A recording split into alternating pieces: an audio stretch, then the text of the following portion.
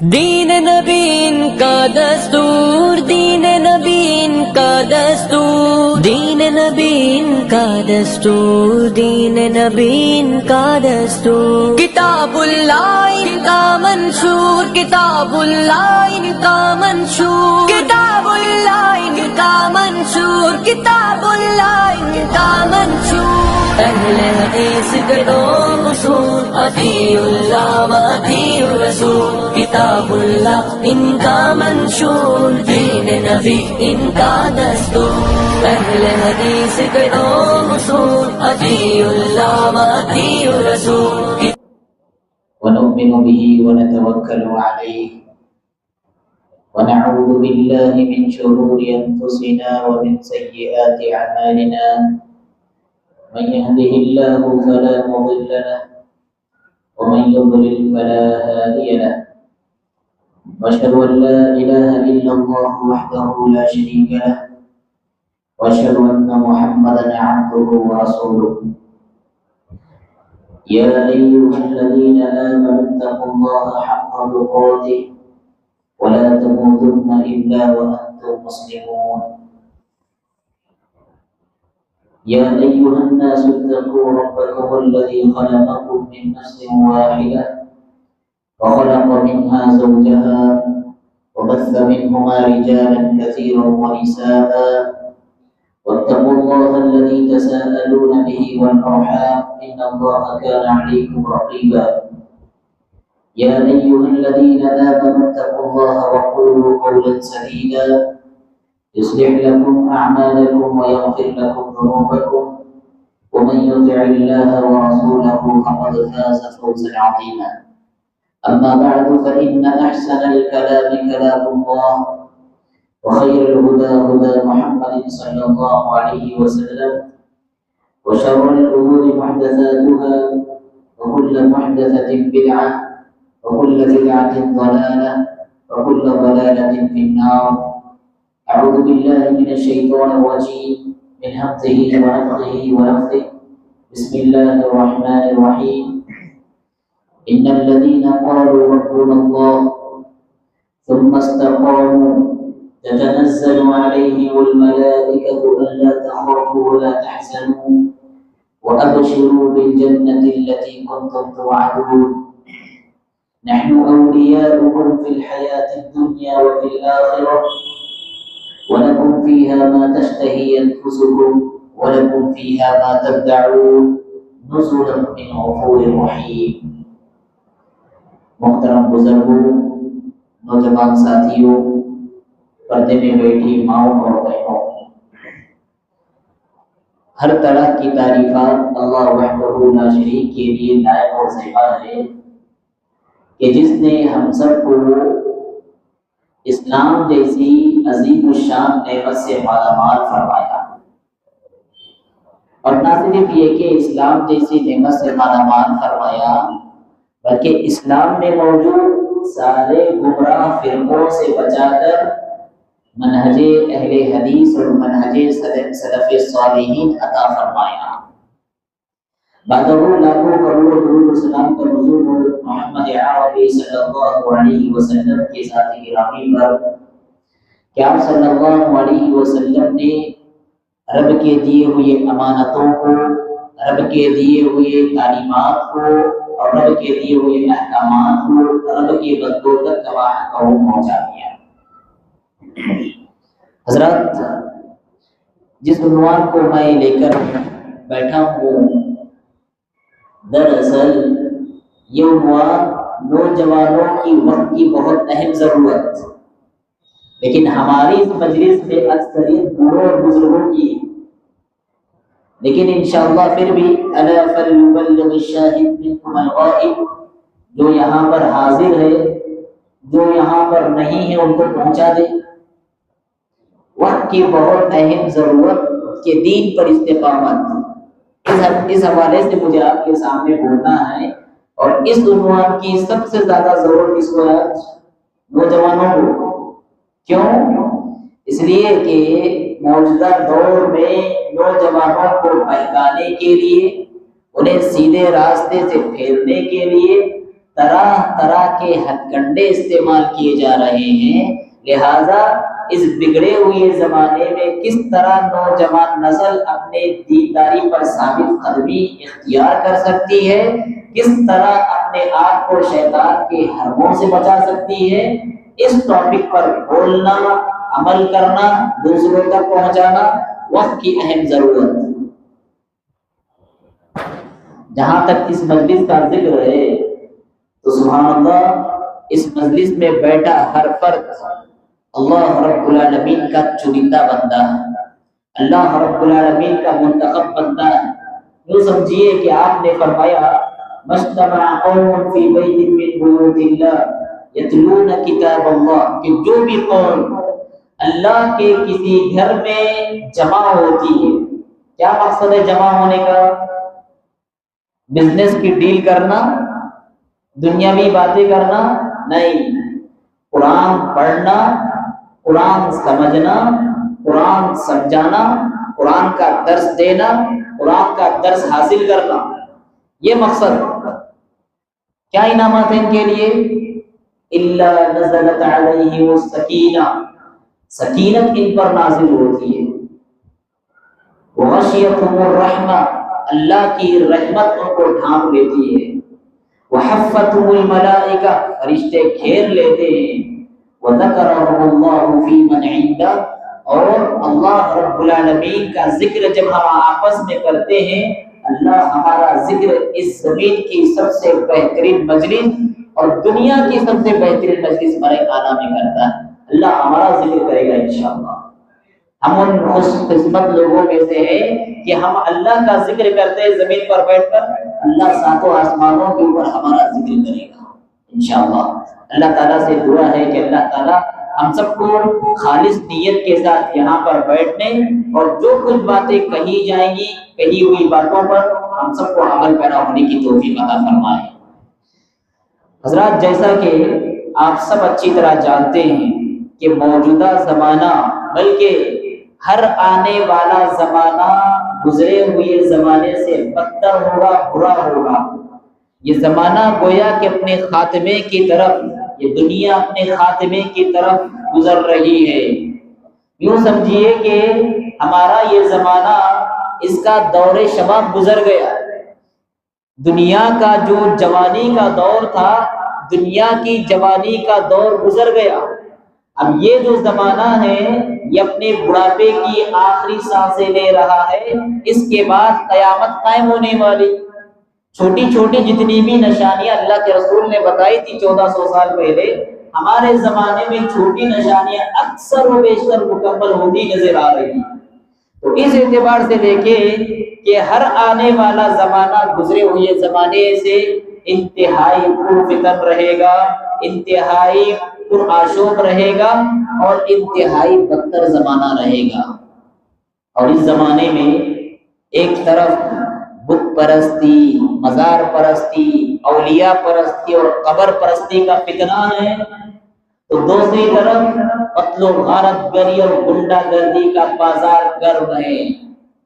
ایک طرف جہاں پر بے حیائی اور بے غیرتی، بے شرمی کا بول بالا ہے، تو دوسری طرف بزنس اور کاروبار کے اعتبار سے ہزاروں نہیں لاکھوں حرام ذرائع مسلمانوں کے لیے کھل چکے ہیں۔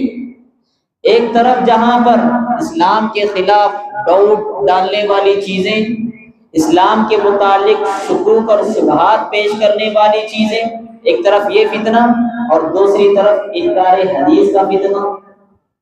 ایک طرف جہاں پر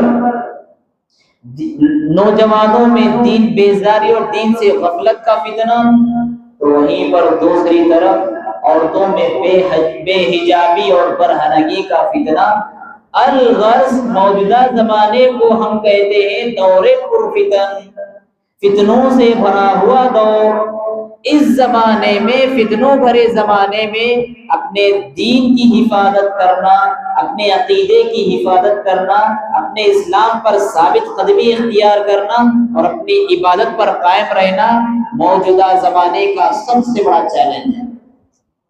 اللہ کے رسول صلی اللہ علیہ وسلم نے جو پیشن گوئی دی تھی کہ بہت جلد آئے گا وہ زمانہ جس زمانے میں یصبح الرجل مؤمنا ویمسی کافرا ویمسی مؤمنا ویصبح کافرا، کہ بندہ صبح مومن ہوگا، شام دیکھتے دیکھتے کافر ہو جائے گا، شام میں مومن ہوگا، صبح دیکھتے دیکھتے کافر ہو جائے گا۔ مطلب یہ ہے کہ ایمان، اسلام، عقیدے، توحید اتنی تیزی سے لٹے گا بندوں کی زندگی سے، اتنی جلدی رخصت ہوگا۔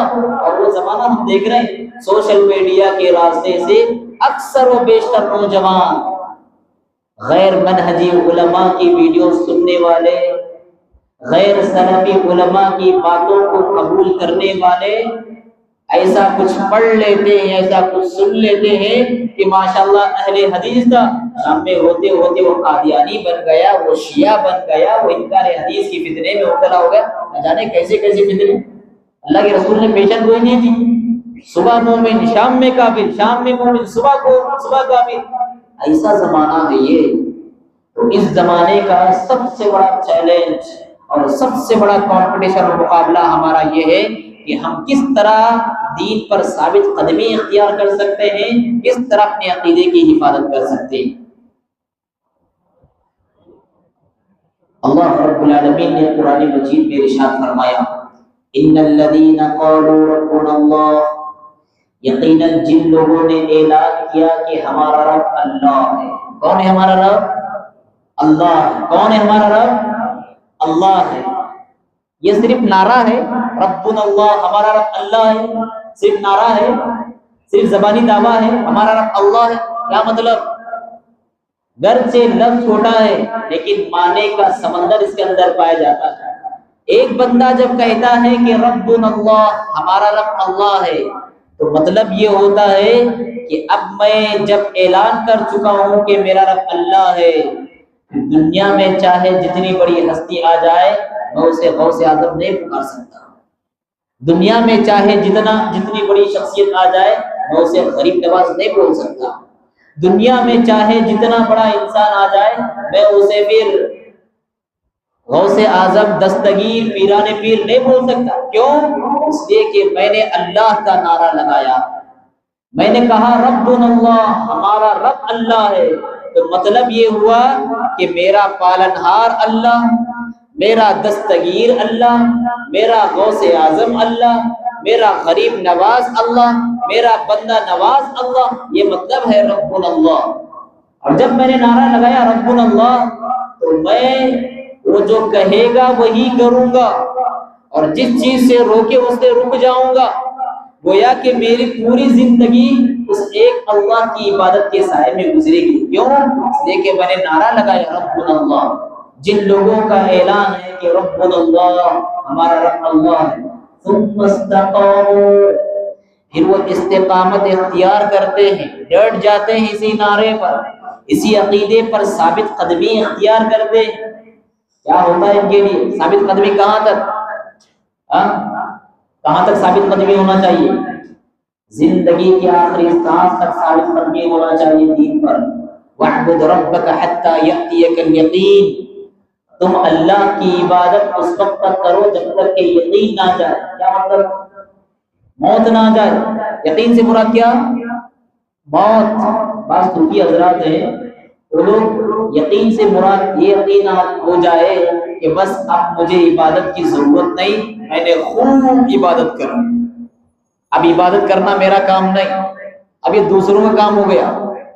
بعض لوگوں نے اس آیت کا یہ معنی لیا کہ اب مجھے یقین ہو گیا، میں نے اتنی عبادت کر لی، اتنی عبادت کر لی، اب مجھے یقین ہو گیا کہ مجھے عبادت کی ضرورت نہیں۔ دنیا میں ایسا کوئی بندہ ہے جو عبادت کے دائرے سے باہر نکل سکتا ہے کوئی بندہ؟ اگر کوئی ایسا عقیدہ رکھتا ہے تو اسلام سے باہر نکل جاتا ہے۔ عبادت کے دائرے سے، عبادت کے سائے سے دنیا کا کوئی آدمی باہر نہیں نکل سکتا، یہاں تک کہ اللہ کے رسول صلی اللہ علیہ وسلم بھی نہیں۔ اس لیے اللہ تعالیٰ نے اللہ کے رسول کہا وَاعْبُدْ رَبَّكَ حَتَّى يَأْتِيَكَ الْيَقِينُ، اپنے رب کی عبادت اس وقت تک کرو جب تک کہ یقین نہ آ جائے، مطلب موت کا فرشتہ نہ آ جائے۔ اللہ کو استقامت کہاں تک مطلوب ہے؟ موت تک، زندگی کے آخری سانس تک۔ ان الذین قالوا ربنا اللہ ثم استقاموا، یقیناً جن لوگوں نے یہ اعلان کیا کہ ہمارا رب اللہ ہے، پھر اس پر ڈٹ جاتے ہیں. تتنزل علیہم الملائکۃ الا تخافوا ولا تحزنوا. آسمان سے ان پر فرشتے نازل ہوتے ہیں اس پیغام کے ساتھ کہ تم نہ خوف کھاؤ تم نہ غم کرو. آسمان سے فرشتے نازل ہوتے ہیں. کب نازل ہوتے ہیں فرشتے؟ 4 اہم موقعوں پر فرشتے نازل ہوتے ہیں. سب سے پہلا اور اہم موقع، بندہ جب ظلم سہ رہا ہوتا ہے،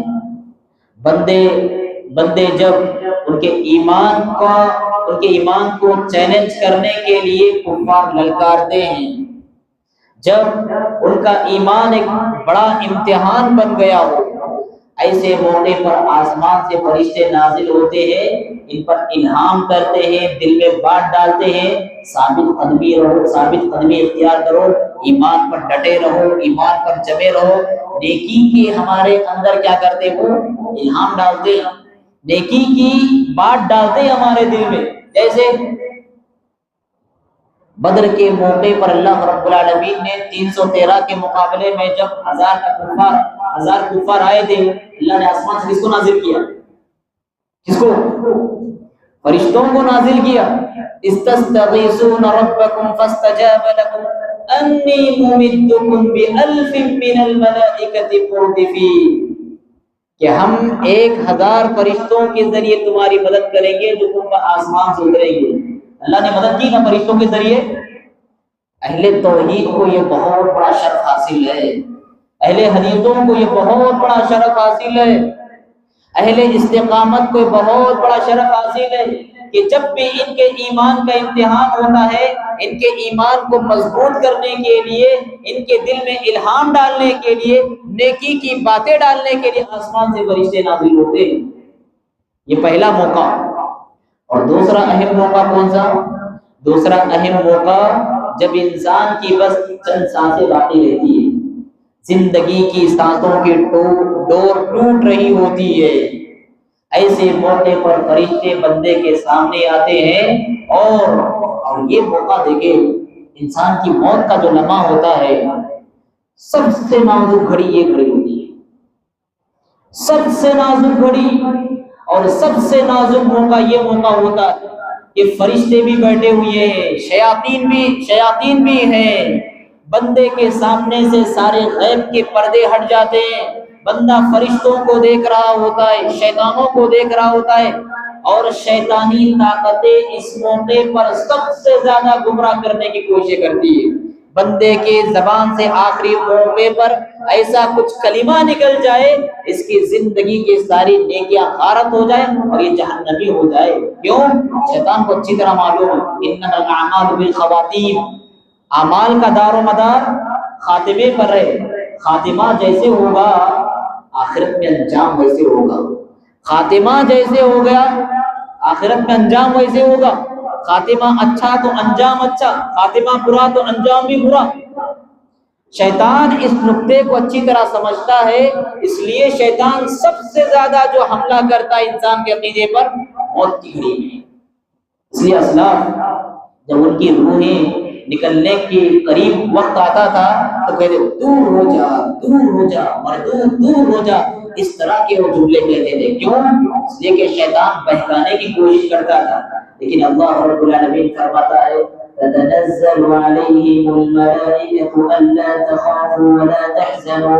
اس نازک موقع پر اہل استقامت پر آسمان سے فرشتے نازل ہوتے ہیں اور کہتے ہیں خوف نہ کھاؤ، غم نہ کرو. سبحان اللہ، کتنی بڑی خوشخبری ہے اللہ کے دین پر ثابت قدمی رہنے اختیار کرنے والوں کے لیے. کتنی بڑی خوشخبری ہے. بندہ اس موقع پر 2 آزمائشوں سے گزرتا ہے، 2 امتحانات رہتے ہیں اس کے سامنے. کون سے 2 امتحانات؟ ایک تو اپنے رشتہ داروں اور عزیزوں کو کھونے کا غم، میں جا رہا ہوں نہ جانے کون کھلائے گا ان کو، دیندار یہ رہیں گے نہیں رہیں گے، کیسا زندگی گزاریں گے، ان کی حفاظت کرنے والا کون، ان کی دیکھ بھال کرنے والا کون. ایک یہ غم. اور دوسرا اب میں آخرت کی طرف سفر کر رہا ہوں، آیا جنتیوں میں ہوگا میرا ٹھکانہ یا جہنمیوں میں ہوگا، نیکوکاروں میں ہوگا یا بدکاروں میں ہوگا. اللہ کہتا ہے ایسے موقع پر ہمارے فرشتے آسمان سے آتے ہیں زمین پر اور بندے کو حوصلہ دیتے اور کہتے ہیں اللہ تخافوا ولا تحزنوا، نہ اپنے رشتہ داروں کے سلسلے میں غم کھاؤ اور نہ ہی تو آخرت کا تم خوف کرو۔ کیوں؟ تمہارے رشتہ دار، تمہارے بیوی بچے، تمہارے گھر والے، ان کی حفاظت کی ذمہ داری ہماری ہے۔ کیا مطلب یہ ہے کہ جو بندہ دیندار ہوتا ہے جب وہ دنیا سے بھی چلا جاتا ہے، اس کے دیندار کے اثرات کی وجہ سے اللہ رب العالمین اس کی برکت سے اس کے گھر والوں کی حفاظت کرتا ہے۔ سبحان اللہ، اللہ حفاظت کرتا ہے۔ دینداری کا یہ بہت بڑا فائدہ کہ آپ زندگی بھر دینداری پر قائم رہے اور دنیا سے جا رہے، اللہ رب العالمین آپ جانے کے بعد آپ کے گھر والوں کی حفاظت کرے گا اللہ رب العالمین۔ اسی لیے تو فرشتے کہہ رہے ہیں اللہ تخافوا ولا تحزنوا، اپنے گھر والوں کے سلسلے میں غم نہ کرو، اللہ ان کی حفاظت کرنے والا ہے، اللہ ان کو دین پر ثابت قدمی کی توفیق نصیب کرنے والا ہے، اللہ ان کی حفاظت کے لیے فرشتے مقرر کرنے والے ہیں۔ لا تخافوا ولا تحزنوا، اور نہ ہی تو تم آخرت کے سلسلے میں خوف کھاؤ، انجام تمہارا اچھا ہوگا۔ یہ دوسرا موقع تھا۔ پہلا موقع زندگی میں، دوسرا موقع موت کے وقت، تیسرا کون سا موقع؟ تیسرا موقع جب بندہ اس کو قبر میں اتار دیا جاتا ہے، وہ تنہا ہوتا ہے، دو فرشتے آتے ہیں، اس کو بٹھاتے ہیں اور پوچھتے ہیں من ربک ما دینک من نبیک، یہاں اس کے علاوہ کوئی نہیں ہوتا۔ اور جب بندہ اپنی زندگی میں استقامت اختیار کرنے والا ہوتا، دین پر ڈٹ جانے والا ہوتا ہے، بندہ اس موقع پر، اس نازک گھڑی میں بڑے حوصلگی کے ساتھ جواب دیتا ہے ربی اللہ و دینی الاسلام و نبی محمد صلی اللہ علیہ وسلم، میرا رب اللہ ہے، میرے نبی محمد صلی اللہ علیہ وسلم ہے اور میرا دین اسلام ہے۔ تو اس موقع پر بھی فرشتے آتے ہیں اسے، اور اسے کیا کرتے ہیں؟ اس کی ہمت بڑھاتے ہیں، اس کو حوصلہ دیتے ہیں اور اس کی ہمت آگے بڑھاتے ہیں۔ نتیجے میں وہ جواب بڑی ڈھٹائی کے ساتھ دیتا ہے، بڑے بے خوفی کے ساتھ جواب دیتا ہے۔ جیسے ہم کسی کے پاس مہمان بن کر جاتے ہیں، بار بار مہمان صاحب ہمارے پاس جو میزبان ہوتے ہیں، ہماری مہمان نوازی کرنے والے، جس طرح ہمیں آ کر بار بار پوچھتے ہیں کچھ کمی تو نہیں ہوئی نا، کچھ ضرورت ہے آپ کو، کچھ چاہیے تو بولو ہم لا کر دیں گے، جس طرح میزبان آ کر بار بار ہم کو کیا کہتے ہیں، ہماری حالت دریافت کرتے ہیں، قبر کی زندگی میں بھی اللہ رب العالمین فرشتے بھیجیں گے اور وہ ان کی ہمت بڑھائیں گے۔ ڈرنا نہیں، خوف کھانا نہیں، بڑی پامردی کے ساتھ جواب دینا، ہمت کے ساتھ جواب دینا۔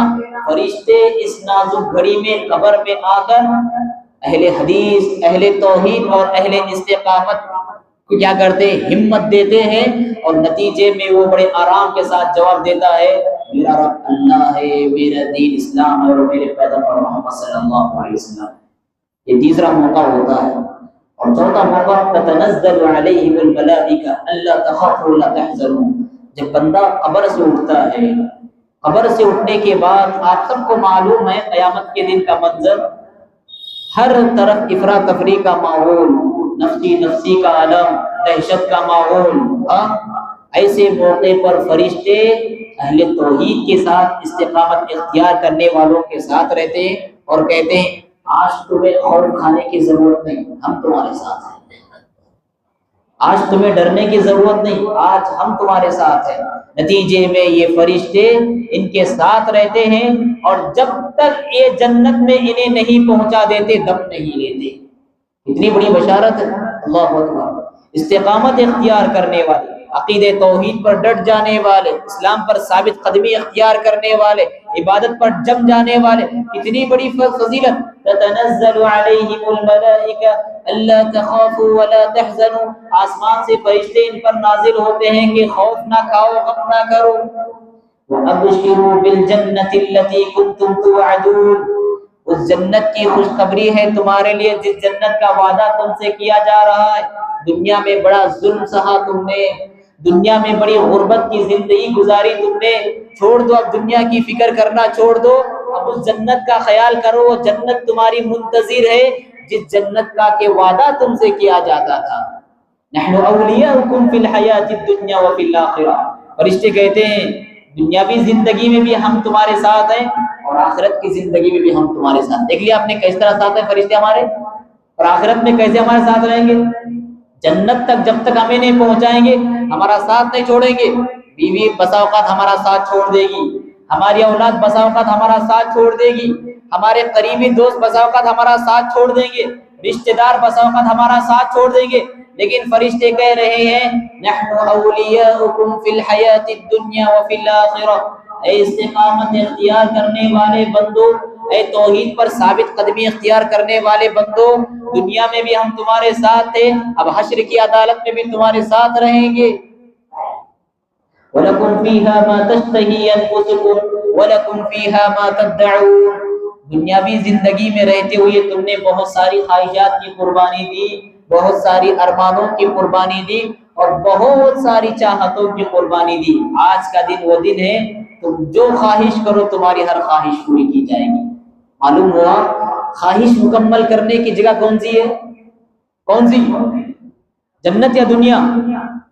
بہت سارے لوگ کیا سمجھتے ہیں دنیا میں ہماری ہر آرزو مکمل ہونا، دنیا میں ہماری ہر خواہش مکمل ہونا۔ بہت سارے نوجوانوں کی خواہش یہ تمنا ہوتی ہے، نہیں، اللہ کہتا ہے یہ مومنوں کا ترہ امتیاز نہیں ہو سکتا، مومنوں کا طریقہ نہیں ہو سکتا، یہ کافروں کا طریقہ ہی ہے۔ دنیا میں ہماری ہر خواہش مکمل، دنیا میں ہماری ہر آرزو مکمل نہیں، دنیا میں ہمیں بھیجا گیا اس لیے تاکہ ہمیں قدم قدم پر قربانیاں دیں۔ اللہ کے رسول نے کیا فرمایا؟ الدنیا سجن المؤمن وجنت الکافر۔ دنیا کیا ہے مومن کے لیے؟ قید خانہ ہے۔ دنیا مومن کے لیے قید خانہ اور دنیا کافر کے لیے جنت۔ جس طرح ایک قید خانی کو ایک قیدی کو جب قید خانے میں داخل کیا جاتا وہاں پر اسے قدم قدم پر اپنے خواہشات کو رگڑنا پڑتا ہے، قربانیاں دینا پڑتا ہے۔ من چاہی لباس نہیں پہن سکتا ہو، من چاہی غذا نہیں کھا سکتا ہو، من چاہی آرام نہیں کر سکتا ہو، من چاہی زندگی نہیں گزار سکتا ہو۔ تو جس طرح ایک قیدی کا سلوک قید خانے میں ہوتا ہے، بالکل اس دنیا میں ہمارا معاملہ ایسا ہی ہے۔ ہم یہاں پر من چاہی زندگی نہیں گزار سکتے، یہاں ہماری ہر آرزو مکمل نہیں ہو سکتی۔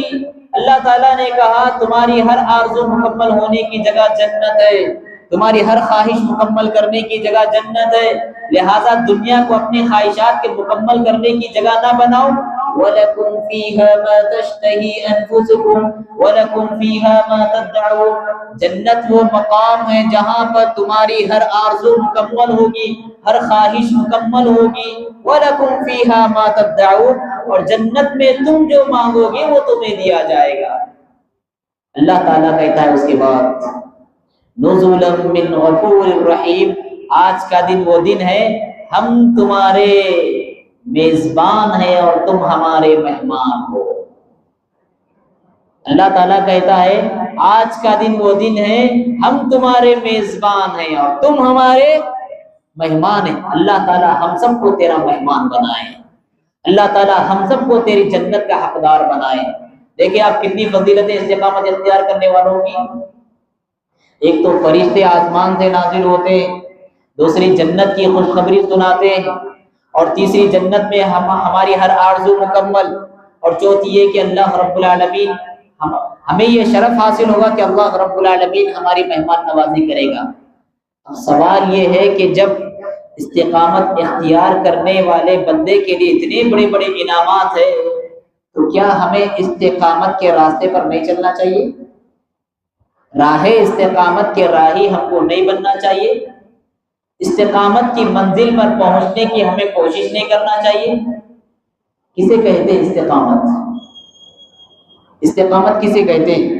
استقامت کا ایک معنی تو ہوتا ہے ڈٹ جانا، ثابت قدمی اختیار کرنا، ڈٹ جانا، چاہے طوفان جتنا بڑا آئے، چاہے حادثے جتنے بڑے آئیں، چاہے زلزلے جیسے آئیں، چاہے فتنے جیسے آئیں، ڈٹ جانا، ثابت قدمی اختیار کرنا۔ کس پر ڈٹ جانا اور کس پر ثابت قدمی اختیار کرنا؟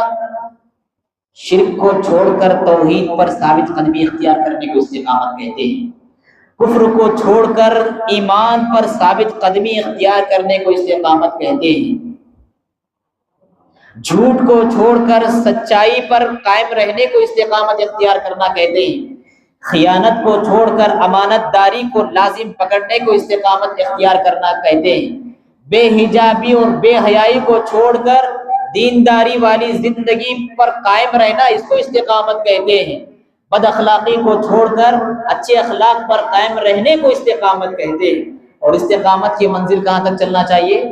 موت تک، یہ ہے استقامت۔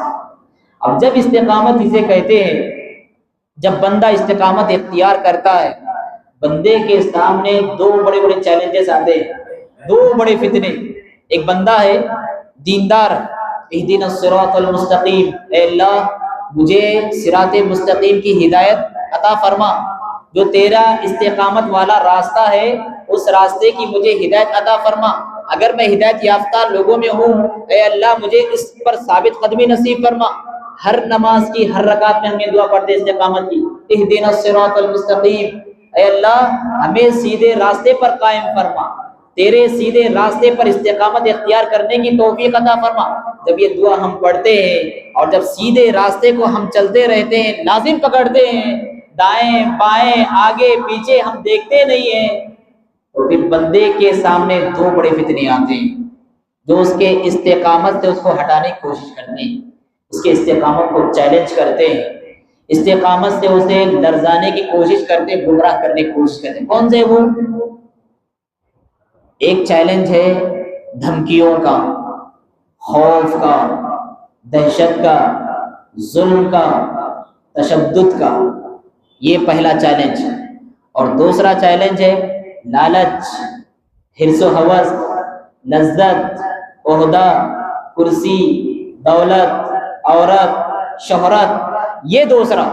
یہ دو چیلنج ایسے چیلنج ہے جو ہمیں راہ استقامت سے یمین و یسار بہکانے کی کوشش کرتے ہیں۔ جہاں تک خوف کی بات ہے، اہل استقامت، اہل توحید، اہل ایمان جب اپنے ایمان پر ثابت قدمی اختیار کرتے ہیں تو کس طرح ڈرایا جاتا ہے، دھمکایا جاتا ہے، آپ کو معلوم ہے؟ موسیٰ علیہ السلام جب فرعون کے دربار میں گئے اور کہا میرا رب بھی اللہ اور تیرا رب بھی اللہ، لہٰذا ایمان لے آ، فرعون نے کہا تو جادوگر ہے۔ موسیٰ علیہ السلام نے کہا میں جادوگر نہیں، میں اللہ رب العالمین کا پیغمبر ہوں۔ کہا کیا دلیل ہے؟ کہا یہ عصا ہے اور ید بیضا ہے۔ فرعون نے کہا دیر سے بڑے بڑے جادوگر ہمارے پاس ہے۔ موسیٰ علیہ السلام نے کہا ٹھیک ہے بلا لاؤ، ٹھیک ہے ایک دن مقرر کریں گے، عید کا دن مقرر کیا گیا اور بڑا ایک اجتماع منعقد کیا گیا۔ وقت کے بڑے بڑے جادوگروں کو فرعون نے بلایا، ٹائم مقرر کیا، بڑی فوج جمع کی، بڑا اجتماع مقرر کیا، اور وقت کے بڑے بڑے جادوگروں کو بلانے کے بعد جب یہ مقابلہ کرایا، موسیٰ علیہ السلام جب ان کے سامنے آئے، موسیٰ علیہ السلام نے کہا القوا ما انتم ملقون، بتاؤ اپنا کرتب، بتاؤ اپنا کرشمہ۔ جادوگروں نے اپنی لاٹھیاں ڈالی، اپنی رسیاں ڈالی، وہ لاٹھیاں اور رسیاں سانپوں کی شکل اختیار کر گئی۔ موسیٰ علیہ السلام نے بھی اپنا کرشمہ اور اپنا اعجاز دکھایا۔ موسیٰ علیہ السلام نے جیسے ہی لاٹھی مارا، وہ لاٹھی ایک اژدھے کی شکل اختیار کر گئی۔ نتیجے میں جادوگروں کے سارے سانپوں کو اژدھا نکل گیا۔ جیسا ہی جادوگروں نے دیکھا یہ جادوگر نہیں ہوتا، یہ اللہ کی طرف سے کرشمہ، یہ اللہ کی طرف سے معجزہ ہے، بے ساختہ سارے کے سارے جادوگر سجدہ ریز ہوئے اور اعلان کیا آمنا برب العالمین رب موسیٰ و ہارون، ہم اللہ رب العالمین پر ایمان لے آئے جو کہ موسیٰ اور ہارون کا رب ہے۔ فرعون نے جب یہ دیکھا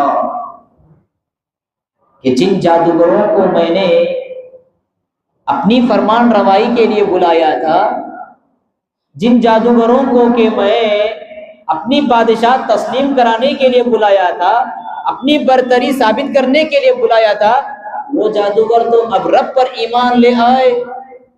اور مزے کی بات یہ ہے یہ جادوگر آنے کے بعد فرعون سے ڈیمانڈ کر رہے تھے، کیا کہہ رہے تھے؟ اَإِنَّ لَنَا لَأَجْرًا إِن كُنَّا نَحْنُ الْغَالِبِينَ، اے فرعون بتا اگر ہم اس میدان میں کامیاب ہو جائیں گے، موسیٰ کو ہرا دیں گے، تمہاری طرف سے کیا بخشش ملے گی؟ موسیٰ نے کہا انکم لمن فرعون نے کہا انکم لمن المقربین، تم میرے وزیر بنائے جاؤ گے، میرے درباری ہوگے تم، بڑا عہدہ دوں گا تم کو، بڑی کرسی دوں گا تم کو، میرے قریبی لوگوں میں تم شمار کیے جاؤ گے۔ جو جادوگر کے کرتب دکھانے سے پہلے فرعون سے ڈیمانڈ کر رہے تھے اگر ہم اس بازی میں جیت جائیں تو آپ کی طرف سے کیا بخشش ملے گا، لیکن وہی جادوگر جب موسیٰ علیہ السلام کا معجزہ دیکھتے ہیں بے ساختہ ہو کر سجدہ ریز ہوتے ہیں، اللہ پر ایمان لانے کا دعویٰ کرتے، فرعون دھمکیاں دیتا اور کہتا ہے لَأُقَطِّعَنَّ أَيْدِيَكُمْ وَأَرْجُلَكُمْ مِنْ خِلَافٍ ثُمَّ لَأُصَلِّبَنَّكُمْ أَجْمَعِينَ، ہاتھ پیر ٹانگ کاٹ کر تمہیں سولی پر لٹکا دوں گا۔ اس سے کہہ رہا ہے، جادوگروں سے کہہ رہا ہے جس کو کہ انہیں بڑا خرچ بڑا صرفہ لگا کر بلایا تھا، انویٹیشن دیا تھا، جن کو بڑے اہتمام کے ساتھ فرعون نے بلایا تھا، وہی جادوگر انہی جادوگروں سے فرعون کہہ رہا ہے لَأُقَطِّعَنَّ أَيْدِيَكُمْ وَأَرْجُلَكُمْ مِنْ خِلَافٍ، مخالف سم سے ہاتھ پیر کاٹ کے تمہیں ٹانگ دوں گا۔ ثُمَّ لَأُصَلِّبَنَّكُمْ أَجْمَعِينَ، جادوگروں نے کیا کہا لَا ضَيْرَ إِنَّا إِلَىٰ رَبِّنَا مُنْقَلِبُونَ فَاقْضِ مَا أَنْتَ قَاضٍ، اے فرعون جو جی چاہے کر لے۔ ایمان کا نور ہمارے دل میں داخل ہو گیا، توحید کا نور ہمارے سینے میں داخل ہو گیا، ایمان کا جادو ہمارے سر چڑھ کر بول رہا ہے اب تیری فرعونیت سے ہم محروم ہونے والے نہیں، تجھ سے خوف کھانے والے نہیں، تجھ سے ڈرنے والے نہیں۔ فَاقْضِ مَا أَنْتَ قَاضٍ إِنَّمَا تَقْضِي هَٰذِهِ الْحَيَاةَ الدُّنْيَا، جو جی چاہے کر لے، زیادہ سے زیادہ تو ہماری دنیاوی زندگی کا خاتمہ کرے گا، ہم اپنے پروردگار کے پاس پہنچ جائیں گے، ہماری زندگی کے سارے گناہوں کو معاف فرمائے گا۔ اسے کہتے ہیں استقامت سے، بندہ جان سے جائے لیکن ایمان سے نہ جائے۔ تھوڑی دیر پہلے جو کہہ رہے تھے فرعون آپ کی جانب سے کیا بخشش ملے گا، لیکن جب ایمان کا نور اور توحید کا نور ان کے دل میں داخل ہو گیا وہی کہہ رہے ہیں فَاقْضِ مَا أَنْتَ قَاضٍ، جو جی چاہے کر لے۔ اسے کہتے ہیں استقامت اور اسے کہتے ہیں ثابت قدمی، چاہے طوفان جتنا بڑا ہو، چاہے حالات جیسے ہوں، اپنے ایمان پر ثابت قدمی اختیار کرنا یہ بہت بڑا بندے کا کمال ہوتا ہے۔ اور بہت سبحان اللہ، یہ تو مردوں کی مثال میں نے آپ کے سامنے دی، عورتیں بھی استقامت کے میدان میں کچھ پیچھے نہ تھی۔ فرعون ہی کا واقعہ مسند احمد میں یہ روایت منقول ہے، جس کو حسن درجے کے ساتھ روایت کیا گیا ہے۔ اللہ کے رسول صلی اللہ علیہ وسلم فرماتے ہیں کہ مجھے معراج کرائی گئی، معراج کرانے کے دوران مجھے جنت کی سیر کرائی گئی، جنت کی سیر کرانے کے دوران مجھے ایک مہک محسوس ہوئی، خوشبو محسوس ہوئی مجھے۔ میں نے جب اس خوشبو کو محسوس کیا تو میں نے جبریل امین سے پوچھا یہ خوشبو کہاں سے آ رہی ہے اور کیا وجہ ہے؟ تو حضرت جبریل امین نے کہا یہ معاشطہ نامی خاتون اور اس کی اولاد کی طرف سے آنے والی ہے۔ معاشطہ کے معنی ہوتے کنگھی کرنے والی، معاشطہ کے معنی کنگھی کرنے والی، یہ معاشطہ اور اس کی اولاد کی جانب سے آنے والی خوشبو۔ اللہ کے رسول پوچھتے ہیں میں نے پوچھا کیا ماجرا ہے ان کا؟ جبریل امین بتلاتے، مسند احمد کے صحیح درجے کی روایت ہے، جبریل امین بتلاتے ہیں کہ ایک خاتون جو فرعون کی خادمہ تھی، فرعون کی ملازمہ تھی، فرعون کی بیٹی کو کنگھی کیا کرتی تھی۔ ایک مرتبہ اسے ہوا فرعون کی بیٹی کو جب کنگھی کر رہی تھی، کنگھی ہاتھ سے چھوٹ کے زمین پہ گر گئی، اور جب کنگھی اس نے اٹھائی تو بسم اللہ کہتے ہوئے اس نے اٹھائی، بسم اللہ کہتے ہوئے اس نے اٹھائی۔ معلوم ہوا ہماری اگر کوئی چیزیں، ہمارا کوئی نقصان ہوتا ہے، کوئی چیز گرتی ہے، لیتے ہیں ہم کچھ تو بسم اللہ کہنا چاہیے۔ عام طور پر ہمارے زبان پہ کیا ہوتا ہے ارے واہ، ارے شٹ، اس طرح کے جملے ہوتے ہیں ہماری زبان پہ، یہ سب نہیں۔ کیا ہونا چاہیے؟ ایمان والے بندوں کی علامت یہ کیا کرتے ہیں وہ بسم اللہ، بسم اللہ کی بڑی برکتیں ہیں اور بسم اللہ کی بڑی رحمتیں ہیں۔ الغرض بسم اللہ کہہ کر اس نے جب اٹھائی تو فرعون کی بیٹی نے پوچھا یہ اللہ جو ہے وہ میرے ابا ہے نا؟ تو خاتون ملازمہ نے کہا نہیں، ربی و رب ابی اللہ، یہ جو اللہ کا نام لے کر میں نے کنگھی اٹھائی وہ میرا بھی رب ہے، تیرے باپ کا بھی رب ہے۔ ربی و رب ابی اللہ، میرا بھی رب ہے اور تیرے باپ کا بھی رب ہے۔ فرعون کی بیٹی کہتی ہے کیا میں اپنے ابو کو بتاؤں یہ بات؟ وہ کہنے لگی بتا سکتی ہو۔ وہ جا کر بتلاتی ہے، بتلانے کے بعد فرعون بلاتا ہے، پوچھتا ہے میں نے سنا تم نے ایسا ایسا کہا، کون ہے تمہارا رب؟ تو وہ کہتی ہے ربی و ربک اللہ، میرا رب بھی اللہ ہے اور تیرا رب بھی اللہ ہے۔ یہ ہے دیکھو افضل، جو سب سے بڑا جہاد اللہ کے رسول نے بتایا، کلمۃ حق عند سلطان جائر، سب سے بڑا جہاد یہ ہے بندہ حق بات کہے چاہے ظالم بادشاہ سامنے کیوں نہ ہو۔ اور سامنے کون ٹھہری ہے؟ ایک خاتون، وہ بھی کون خاتون؟ ملازمہ، ملازمہ ہے، خادمہ ہے۔ اس کے ایمان کو آپ دیکھیں، اس کے استقامت کو دیکھیں، فرعون کے سامنے ٹھہر کر اس کی آنکھوں میں آنکھیں ڈال کر جس فرعون کا غرور یہ کہتا تھا انا ربکم الاعلی، میں تمہارا سب سے بڑا رب ہوں، جس کا گھمنڈ یہ کہتا تھا الیس لی ملک مصر وهذه الانہار تجری من تحتی، یہ مصر کی تخت و تاج اور یہ مصر کے نیچے بہنے والی دریاؤں کا بادشاہ کون؟ میں، جس کا غرور یہ کہتا تھا کہ میں دنیا کا رب ہوں، میں تمہارا خدا ہوں، اس کے آنکھوں میں آنکھیں ڈال کر یہ خاتون کہہ رہی ہے ربی و ربک اللہ، میرا رب بھی اللہ ہے اور تیرا رب بھی اللہ ہے۔ فرعون نے اس کے بعد ایک آزمائش اور امتحانات کا سلسلہ اس کی زندگی پر شروع کیا۔ کیا کیا؟ ایک بہت بڑی کڑائی منگائی، اور مفسرین نے، جو شارحین حدیث ہے، انہوں نے لکھا ہے کتنی بڑی کڑائی تھی وہ اتنی بڑی کڑائی تھی کہ ایک کڑائی میں ایک بیل کو آسانی سے تلا بھنا جا سکتا ہے۔ اتنی بڑی کڑائی اس نے منگائی، تیار کرائی، اور اس کے اندر تیل ڈلوایا اور نیچے سے آگ بھڑکائی، اور اس کو اور اس کی اولاد کو ایک صف قطار میں لا کر رکھ دیا، اور اس خاتون، ملازمہ خاتون کے سامنے اس کے ایک ایک اولاد کو لاتا گیا، کڑائی میں ڈالتا گیا، لاتا گیا اور کڑائی میں ڈالتا گیا۔ ایک خاتون کے لیے اس سے بڑھ کر صبر آزما حالت کیا ہو سکتی ہے کہ اس کی نگاہوں کے سامنے اس کی اولاد کو تڑپا تڑپا کر مارا جا رہا ہے۔ اس سے بڑھ کر بھی امتحان کی کوئی گھڑی ہو سکتی ہے خاتون کی زندگی میں؟ اس سے بڑھ کر بھی صبر کی کوئی حالت ہو سکتی ہے خاتون کی زندگی میں؟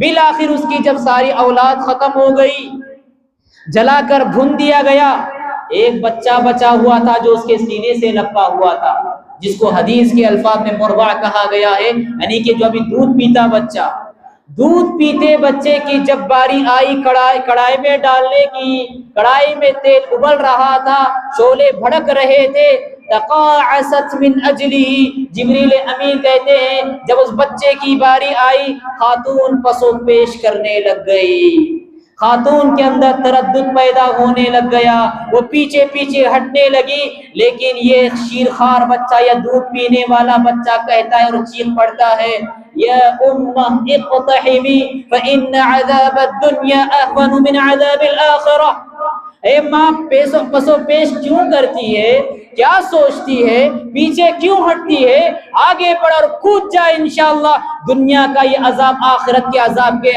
مقابلے میں بہت ہلکا ہے اور بہت کم ہے۔ نتیجے میں وہ کود جاتی ہے اور آن کی آن میں کوئلہ کوئلہ بن جاتی ہے۔ اللہ اکبر۔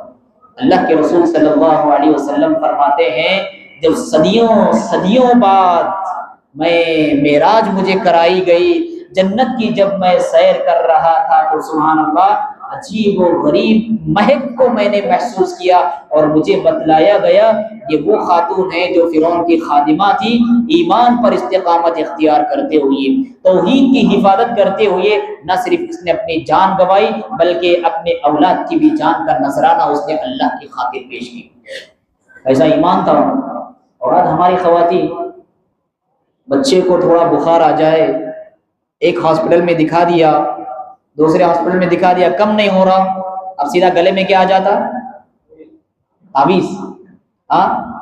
گلے میں تعویذ آئے گا، ہاتھ میں پھر ایک کالا ڈورا آئے گا، نہ جانے پھر عامل یاد آئیں گے، بابا یاد آئیں گے، مزار آ جائیں گے۔ تھوڑی بہت آزمائش ہماری ہوتی ہے، وہاں استقامت ہم دکھا نہیں سکتے، یہ تو جان کی بات چھوڑ دیجیے، آپ جان کی بات، تھوڑی بہت آزمائش میں ہمارے دور جدید کی خواتین استقامت نہیں دکھا سکتی۔ شوہر ایک بزنس اس نے سٹارٹ کیا، ناکام ہو گیا، بزنس چھوڑ دیا، دوسرا بزنس اس نے داخل کیا، سٹارٹ کیا، دوسرا بھی ناکام، تیسرا اسٹارٹ کیا، اللہ کی تقدیر ایسا کہ وہ بھی ناکام، میرے شوہر کے پیچھے کوئی نہ کوئی جادو کیا، اب سیدھا جادوگر کے پاس پہنچ جائے گی وہ، بچی شادی کی عمر کی ہو گئی، رشتے آ رہے ہیں، دیکھ رہے ہیں، لیکن کوئی قبول نہیں کر رہے ہیں، ایکسیپٹ نہیں کر رہے ہیں، دیکھ رہے ہیں، جا رہے ہیں، جواب دیں گے بول رہے ہیں، لیکن جواب ہی نہیں دے رہے ہیں، نہ جانے ہمارے گھر میں کس کی کرنی ہو گئی، کس کا سایہ ہو گیا، کہ اب یاد آئے گا مزار، اب یاد آئے گی درگاہ، اب یاد آئے گا عامل، اب یاد آئے گا جادوگر۔ تھوڑی تھوڑی چھوٹی چھوٹی آزمائشوں میں ہمارے گھر کی خواتین استقامت نہیں دکھا سکتی، ان کے مقابلے میں وہ خاتون کے استقامت اور توحید پر سلام کیجئے کہ سبحان اللہ، اس نے اللہ کے دین کی خاطر نہ صرف اپنے جان کا نذرانہ پیش کیا، اپنے ساری اولاد کو بھی قربانی دے دی۔ ایسی استقامت کی ضرورت ہے آج خواتین کے اندر۔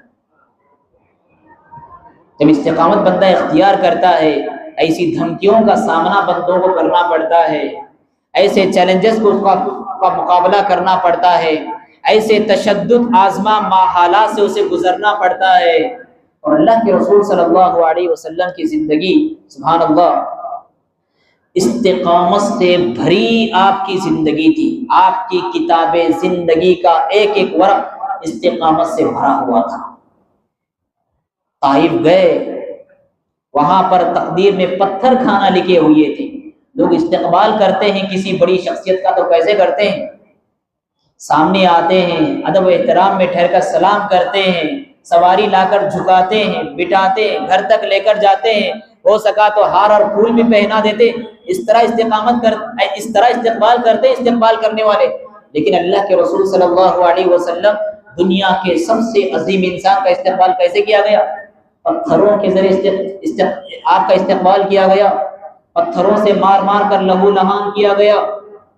جب حرم شریف میں سجدہ کرتے تھے، گندگی لا کر آپ کی گردن میں ڈالی جاتی تھی۔ جب راہوں میں گزرتے تھے، انسانی تاریخ کے سب سے عظیم اور محترم انسان کو بیوقوف کہا جاتا تھا، دیوانہ اور مجنون کہا جاتا تھا۔ آپ کی زندگی کے 3 سالوں کو آپ کو آپ کی فیملی سمیت شیب ابی طالب گھاٹی میں گزارنے پر مجبور کیا گیا، سوشل بائیکاٹ کیا گیا آپ کا۔ نتیجے میں کھجور کے پتے اور درختوں کے چھال کھانے پر مجبور کیے گئے 3 سال تک۔ اور جب اسی پر بس نہ ہوا، اللہ کے رسول نے ہجرت کی، سارا کا سارا کفر 10,000 سے 12,000 تک مدینے کی ریاست پر ابھر آیا تاکہ صفحہ ہستی سے آپ کا نام و نشان مٹایا جائے۔ اللہ کے رسول صلی اللہ علیہ وسلم نے بتاؤ، زندگی کے یہاں تک کہ زندگی کے کسی موقع پر آپ نے کبھی دین پر کمپرومائز نہیں کیا۔ لوگ آئے، یہاں تک کہ آپ کے جو چچا تھے ابو طالب، جن کے انتقال کو سیرت کی کتاب نے کیا لکھا ہے؟ عام الحزن لکھا ہے۔ کافر تھے چچا، بے دین تھے چچا، مشرک تھے چچا، لیکن ساتھ دیتے تھے برابر آپ کا، آپ کی ہمت بڑھاتے تھے، آپ کے دست و بازو بن کر رہتے تھے، آپ کا ساتھ نہیں چھوڑتے تھے۔ ان کا جب انتقال ہوا تو سیرت کی کتابوں میں لکھا ہوا ہے کہ یہ کون سا سال تھا؟ یہ غم کا سال تھا۔ ان کے انتقال کو غم کا سال کہا گیا۔ ان کے انتقال کو سیرت کی کتاب نے غم کا سال لکھا ہے۔ جب یہ چچا کے پاس آپ آتے ہیں اور یہ چچا آپ سے کہتے ہیں بھتیجے اتنا بوجھ نہ ڈالو کہ میرے یہ کمزور خاندے یہ بوجھ برداشت نہ کر سکیں، آپ نے کہا اے چچا جان، 2 ٹوک الفاظ میں میرا پیغام سن لیجیے۔ اگر یہ مکہ کے کفار ایک ہاتھ میں سورج لا کر رکھ دیں اور دوسرے ہاتھ میں چاند بھی لا کر رکھ دیں، تب بھی میں اپنے مقصد حیات سے ہٹنے والا نہیں۔ آپ کی زندگی کا منٹ، آپ کی زندگی کا لمحہ استقامت سے عبارت ہے، اور یہ استقامت کی وراثت آپ کے ذریعے ملی۔ کس کو ملی؟ حضرات صحابہ کو ملی۔ خبیب بن عدی کو لایا گیا، جنہوں نے بدر کے موقع پر کافروں کا قتل کیا تھا، کسی طرح سے یہ کفار کے ہاتھوں کھڑ گئے۔ اب کفار ان کو سولی دینے والے تھے، کہا سولی دینے سے پہلے چاہتا ہوں کہ 2 رکعت نماز ادا کر لوں۔ اس لیے خبیب بن عدی کی سنت ہے، جس مسلمان کو بھی سولی پر لٹکا دیا جاتا ہے، اس سے پہلے اسے 2 رکعت نماز پڑھنے کی مہلت دی جاتی ہے۔ یہ خبیب بن عدی کی سنت ہے رضی اللہ عنہ۔ اور نماز 2 رکعت پڑھی اور جلد سے جلد فارغ ہوئی ہے۔ اس کے بعد کہا جی چاہ رہا تھا کہ نماز لمبی سے لمبی کرتا جاؤں تاکہ اللہ سے یہ ملاقات اور اللہ رب العالمین سے ہم کلامی کا شرف، اس کا وقت لمبا سے لمبا ہوتا جائے، لیکن پھر دل میں یہ بات آئی کہ تم یہ سمجھیں گے کہ موت کے ڈر سے یہ نماز لمبی پڑھ رہا ہے، اس لیے نماز کو مختصر کر رہا ہوں۔ اور جب انہیں تختہ دار پر چڑھانے کے لیے، سولی پر لٹکانے کے لیے لے جایا جا رہا تھا، ان کے زبان پر یہ کلمات تھے، وَلَسْتُ أُبَالِي حِينَ أُقْتَلُ مُسْلِمًا عَلَى أَيِّ شِقٍّ كَانَ لِلَّهِ مَصْرَعِي وَذَلِكَ فِي ذَاتِ الْإِلَهِ وَإِنْ يَشَأْ يُبَارِكُ فِي أَوْصَالِ شِلْبٍ مُمَزَّعِ۔ لوگوں، مجھے چاہے جس پہلو کے بل لٹا کر میرا قتل کیا جائے، مجھے کوئی پرواہ نہیں ہے۔ اللہ سے امید ہے کہ میری جتنی بوٹیاں کی جائیں گی، ہر بوٹی کے بدلے اللہ رب العالمین میرے حق میں نیکی لکھے گا۔ تختہ دار پر چڑھائے گئے، آزمائشوں سے گزارے گئے، امتحانات ان کے لیے گئے، لیکن اس کے باوجود دنیا کی کوئی طاقت ان کو استقامت سے ذرہ برابر بھی تذبذب اور تزلزل کر نہیں سکی۔ اسے کہتے ہیں استقامت۔ تو پہلی چیز ہے، جب بندہ استقامت اختیار کرتا ہے تو اس کے سامنے یا تو خوف کے حالات آئیں گے، تشدد کے حالات آئیں گے، ہراسمنٹ کے حالات آئیں گے، اور طرح طرح کے ان کے حق میں قوانین بنائے جائیں گے۔ ہم ہندوستانی مسلمان، کیا ہمارے اوپر خوف کے حالات نہیں؟ کیسے کیسے ہمیں ڈرایا جا رہا ہے، مسلمانوں کے گھروں کو بلڈوزروں سے مسمار کیا جا رہا ہے، کیوں؟ محض مسلمان ہیں۔ مسلمان نوجوانوں کو محض اس لیے قید خانے کے حوالے کیا جا رہا ہے کیونکہ مسلمان ہے، گاڑی والا ہے۔ مسلمانوں کی مسجدوں کو منہدم کیا جا رہا ہے۔ مسلمان شہروں کے نام بدل کر اپنے اعتبار سے شہروں کے نام سلیکٹ کیے جا رہے ہیں۔ کیا یہ حالات ہمارے سامنے نہیں؟ یہ سب کے سب ہمیں یہ پیغام دیتے ہیں کہ مسلمانوں، تم اس اسلاف کے وارث ہو جو ان حالات کا مقابلہ کرتے ہوئے اپنے ایمان کی حفاظت کرتے ہوئے انہوں نے اپنے جان بھی دے دی ہے۔ ایمان کی حفاظت میں اگر ہمیں جان بھی دینا پڑے تو دے دیں گے، لیکن ایمان سے کبھی سودا نہیں کریں گے۔ افسوس ہے ایسے نوجوانوں پر، اور افسوس ہے ایسے نوجوان بچیوں پر، محض عشق اور محبت کے نام پر اپنے ایمان اور عقیدے کا سودا کر رہی،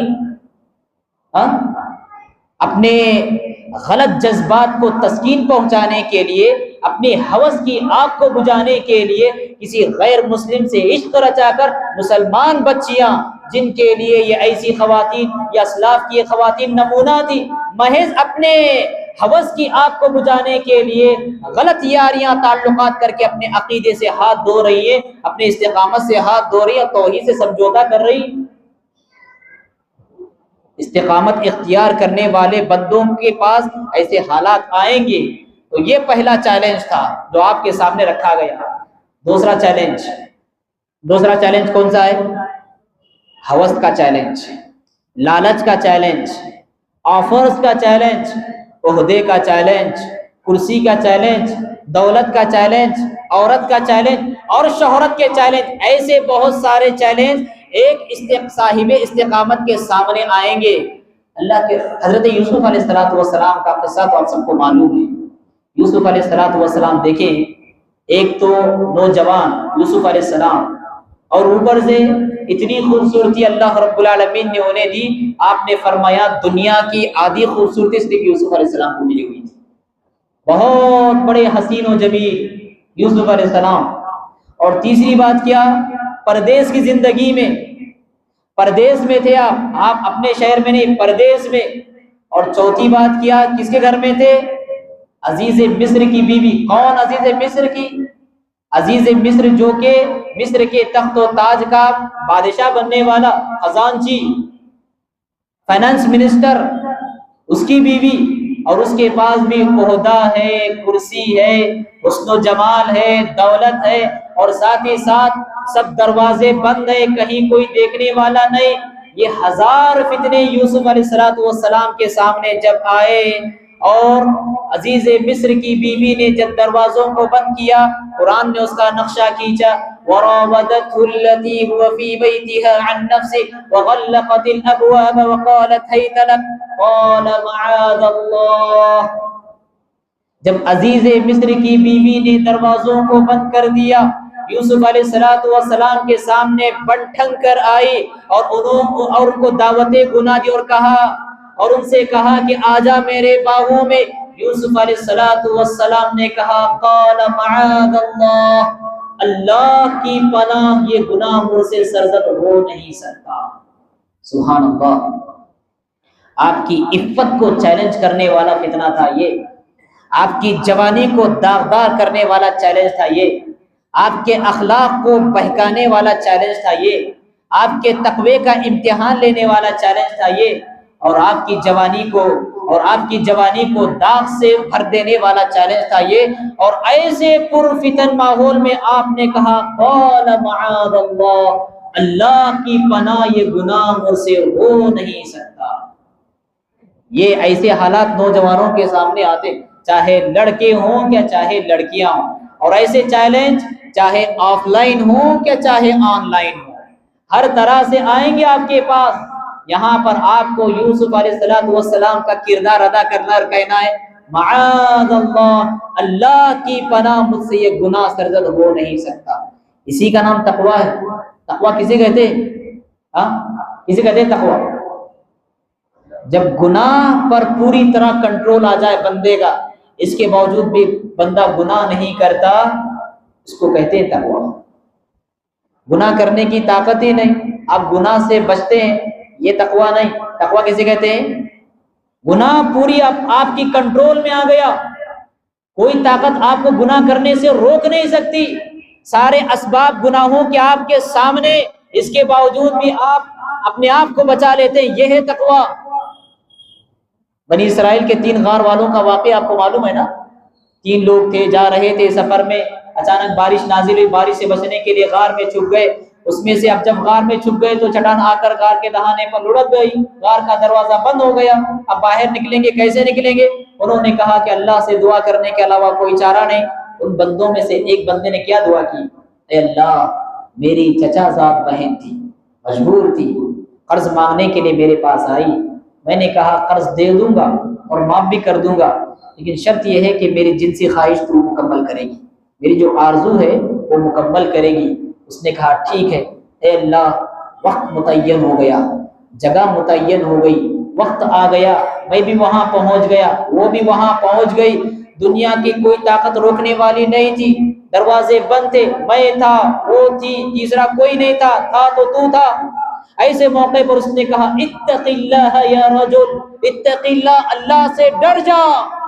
اے اللہ، تیرا خوف میرے دل میں آ گیا، لہذا تیری خاطر میں نے یہ گناہ کرنا چھوڑ دیا، یا اگر یہ میرا کردار تیرے نزدیک مقبول ہے، یہ نیکی قابل قبول ہے، اس غار کے دہانے کو ہٹا دے۔ اللہ تعالیٰ نے دعا سن لی اور غار کا دہانہ ہٹ گیا۔ تقویٰ اسے کہتے ہیں۔ پوری طرح گناہ کا آلہ ہمارے کنٹرول میں ہے، اس کے باوجود بھی ہم اپنے آپ کو گناہ سے بچاتے ہیں۔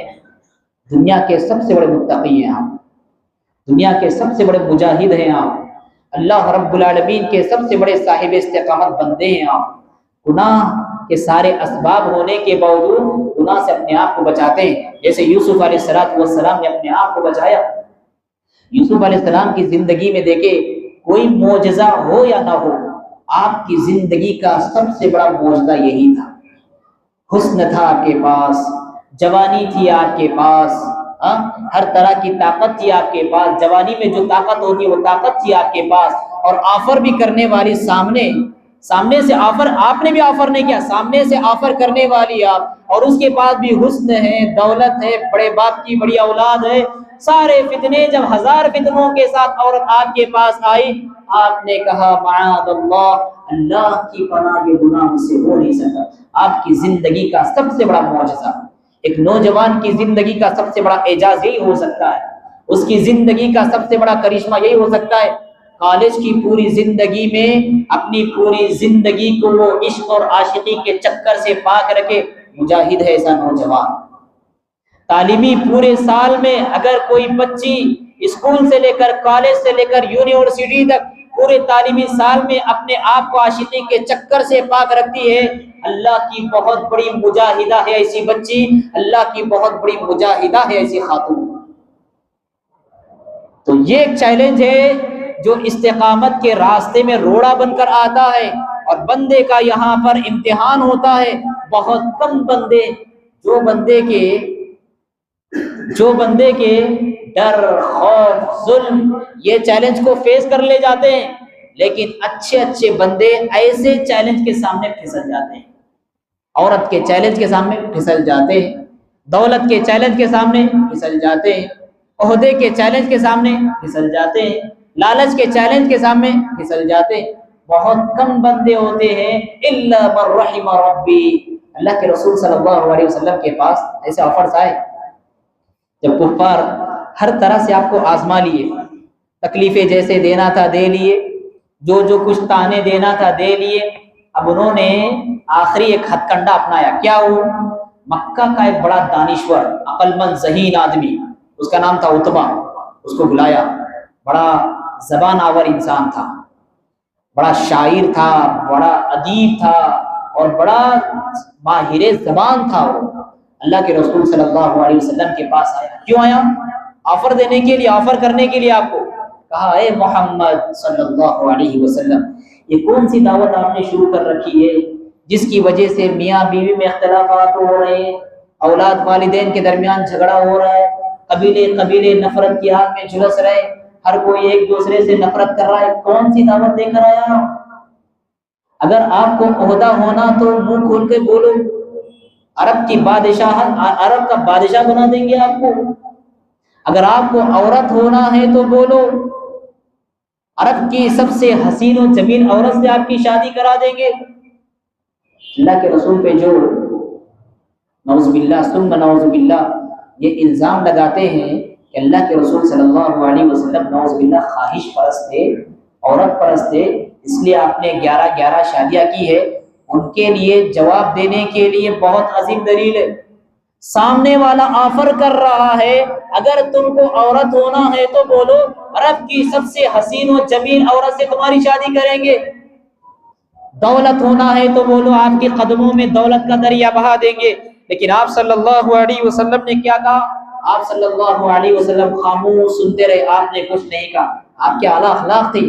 جب تک سامنے والا مکمل بات بول کے خاموش نہیں ہوتا تھا آپ درمیان میں ٹوکتے نہیں تھے، درمیان میں خلل انداز نہیں ہوتے تھے. آپ بات جب اس کی مکمل ہو گئی، آپ صلی اللہ علیہ وسلم نے کہا تم نے جو کچھ کہنا تھا کہہ لیا، اب میرا پیغام بھی سنو.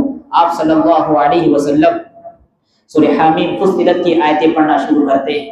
حامیم تنزیل من الرحمن الرحیم کتاب فصلت آیاته قرآنا عربیا لقوم يعلمون بشیرا ونذیرا فأعرض أكثرهم فهم لا يسمعون وقالوا قلوبنا في أكنة مما تدعونا إليه وفي آذاننا وقر ومن بيننا وبينك حجاب فاعمل إننا عاملون.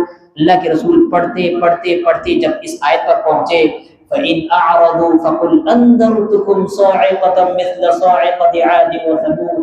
اے پیغمبر، آپ کا پیغام سننے کے باوجود بھی اگر یہ لوگ منہ پھیر رہے ہیں، انہیں اس عذاب کی خوشخبری سنا دیجئے جس عذاب کا لقمہ کے قوم عاد بنی، جس عذاب کا لقمہ قوم سمود بنی اور جس عذاب کا شکار پچھلی قومیں بنی، اس عذاب کی خوشخبری انہیں سنا دیجئے. یہ سننا تھا. عتبہ نے اللہ کے رسول کے منہ پر ہاتھ رکھا اور کہا بس اے پیغمبر، بس اب کچھ نہیں سننا ہے. کیوں؟ اس کو ہیبت تھی اس کو. اللہ کے رسول جو بولتے ہیں ویسا ہو کر رہتا ہے. کپڑے سمیٹنے لگا اور بھاگنے لگا، الٹے قدم بھاگنے لگا. کفار جو انتظار میں بیٹھے تھے اب عتبہ کا جادو اللہ کے رسول پہ چل جائے گا، جب اس کو آتے ہوئے دیکھا تو اس کی حالت غیر ہے، اس کی حالت بالکل بدل چکی ہے. جب اس کی حالت کو انہوں نے دیکھا تو کہا محمد کا جادو اس پر بھی چل گیا. سبحان اللہ.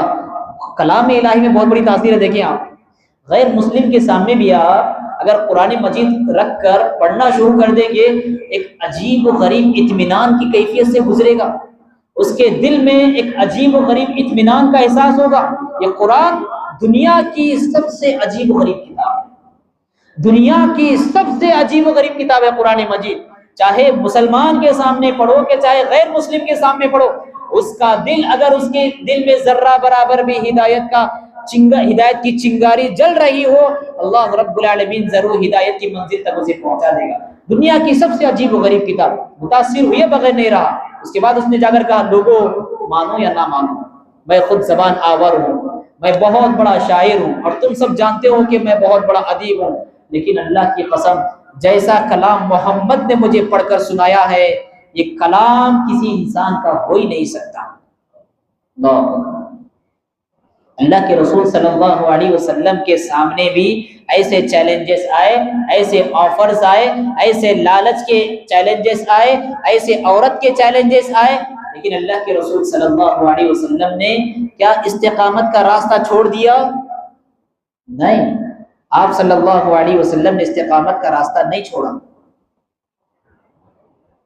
تو بندوں کے سامنے یہ دو چیلنج بڑے خطرناک ہیں، ایک ہے خوف، ڈر، دھمکیاں، ظلم، تشدد، مار پیٹ، اور دوسرا ہے حرص و ہوس، رغبت، لالچ، شہرت، دولت، عورت، کرسی۔